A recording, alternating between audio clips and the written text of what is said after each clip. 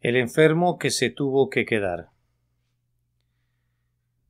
Este es un corto sermón desde el lecho de enfermo de Charles Haddon Spurgeon, fechado el 12 de enero de 1879. Y a Trófimo de Mileto enfermo. Segunda de Timoteo, capítulo 4 y versículo 20. Estas fueron casi las últimas palabras del apóstol Pablo, pues las encontramos en los versículos finales de la última de sus epístolas. El capítulo nos recuerda el adiós final de un moribundo a su amigo más querido, en el que trae a la mente a personas asociadas a su vida. Entre sus recuerdos de amor vemos a Pablo recordando a Trófimo, con quien había compartido frecuentemente peligros de ríos y peligros de ladrones que sin interrupción acompañaron la carrera del apóstol.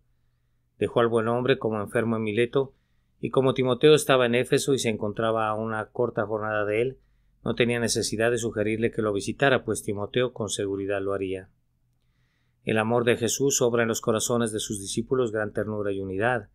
El desbordamiento del alma grandiosa de nuestro Señor ha saturado a todos sus verdaderos seguidores con afecto fraternal. Como Jesús ama a Pablo, Pablo ama a Timoteo y Timoteo ineludiblemente ama a Trófimo.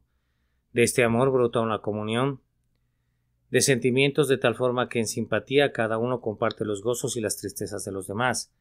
Cuando un miembro se regocija, el cuerpo se regocija, y cuando un miembro sufre, todo el cuerpo sufre con él. Trófimo está enfermo y Pablo no puede olvidarlo.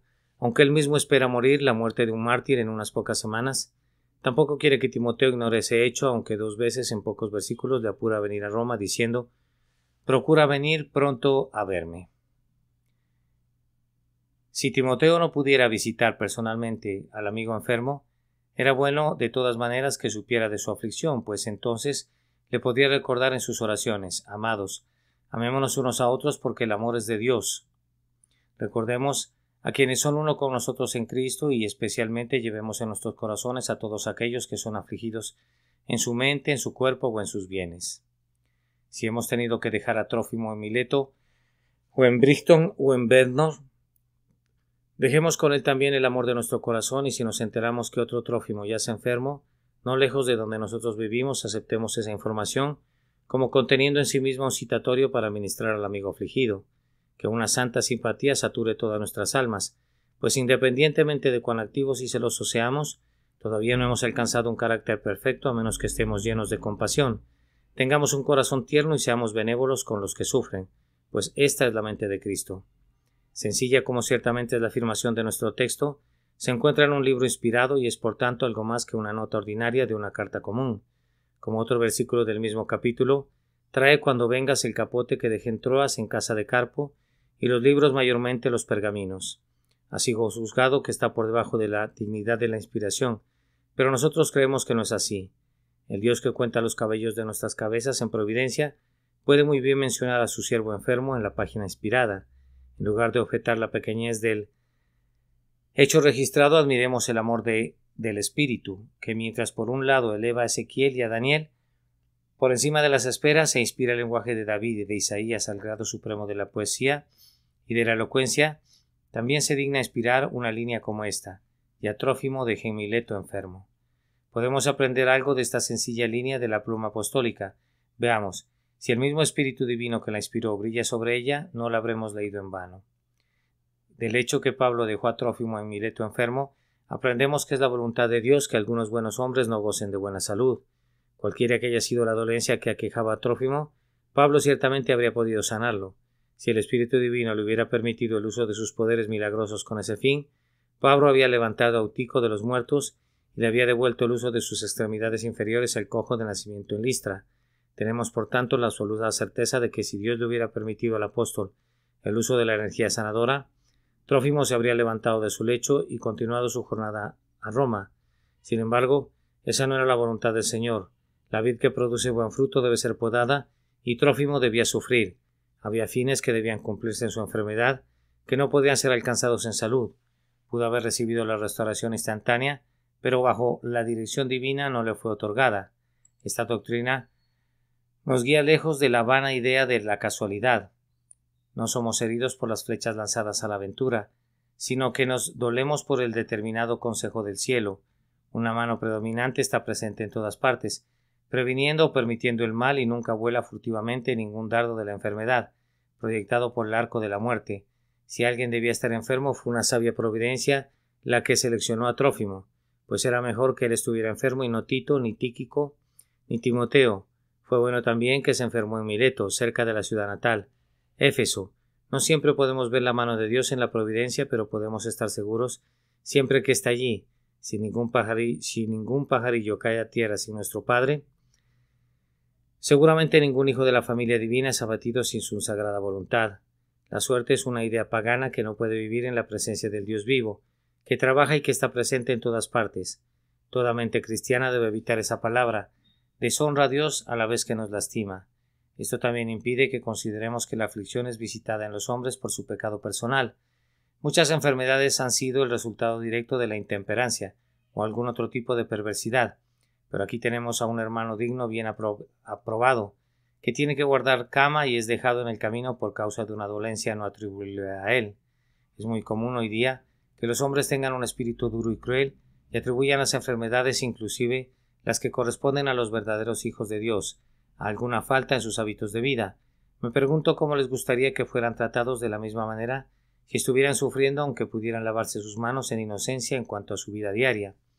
En el día de nuestro Señor le dijeron: Señor, he aquí el que amas está enfermo, y Salomón mucho tiempo antes escribió: porque Jehová al que ama castiga, como el padre al hijo a quien quiere.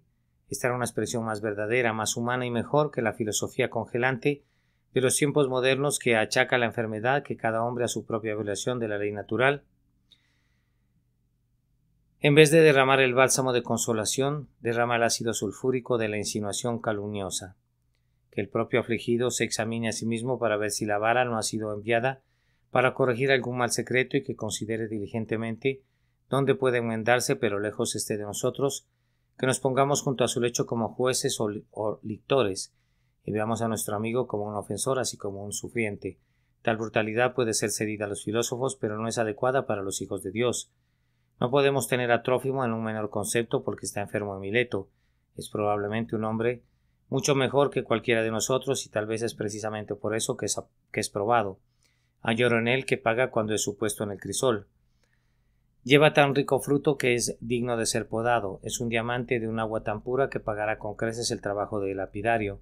Esto puede que no sea verdad para muchos de nosotros, y por eso escapamos de sus pruebas más punzantes. Como dice Santiago, tengamos por bienaventurados a los que sufren, y como David, digamos bienaventurados el hombre a quien tú, Jah, corriges, y en tu ley lo instruyes. Las Escrituras dicen: porque el Señor al que ama disciplina y azota a todo el que recibe por hijo. Si soportáis la disciplina, Dios os trata como a hijos, porque ¿qué hijo es aquel a quien el Padre no disciplina? Lázaro de Betania, Dorcas, Epafrodito y Trófimo son unos cuantos miembros de ese grandioso ejército de enfermos a quienes el Señor ama en su enfermedad, para quienes fue escrita la promesa: Jehová los sustentará sobre el lecho de dolor, mullirás toda su cama en su enfermedad.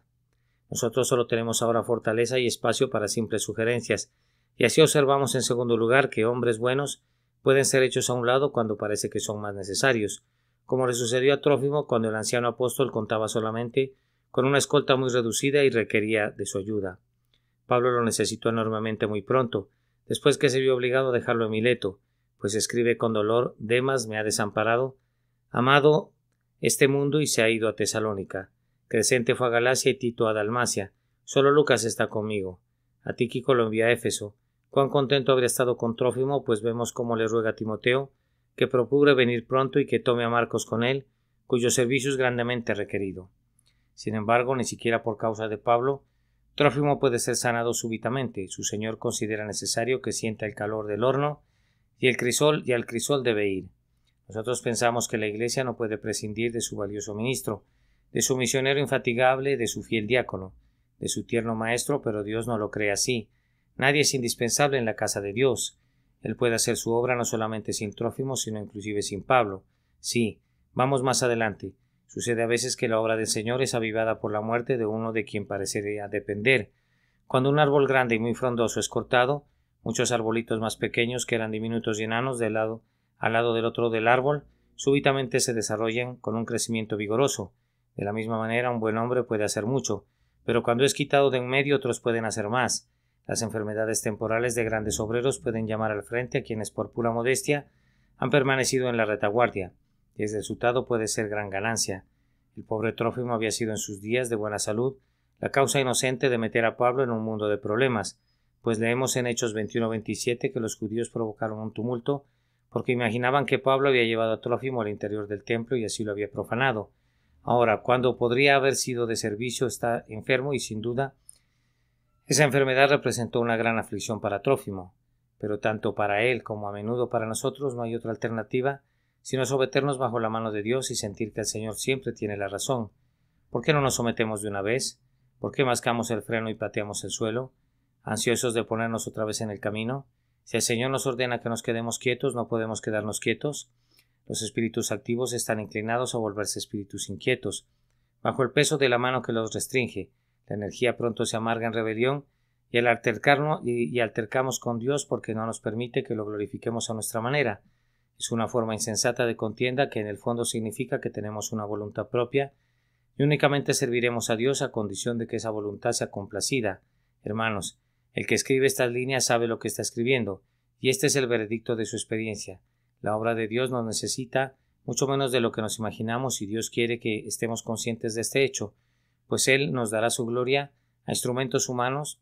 Él no dará su gloria a instrumentos humanos, como tampoco permitirá que su alabanza sea otorgada a los ídolos. Nuestro texto muestra claramente que los hombres buenos anhelan que la obra de Dios prosiga, sin importar lo que les ocurra a ellos. Pablo no abandonó a Trófimo, sino que lo dejó porque un llamado perentorio le ordenaba ir a Roma. Podemos estar seguros que Trófimo no deseaba demorar al gran apóstol, sino que estaba contento de quedarse. Sin duda ambos sintieron la separación, pero como verdaderos soldados de Cristo, soportaron la dureza y se separaron por un tiempo, todo por la causa de Cristo. Sería un motivo de grave preocupación para un obrero entregado de corazón si se enterara de que cualquier compañero suyo ha bajado su ritmo de trabajo por su causa. Los enfermos en un ejército de un monarca terrenal son necesariamente un impedimento, pero no tiene que ser así en el ejército del Rey de Reyes. La enfermedad espiritual es un penoso estorbo, pero la enfermedad corporal no debe retener al huésped.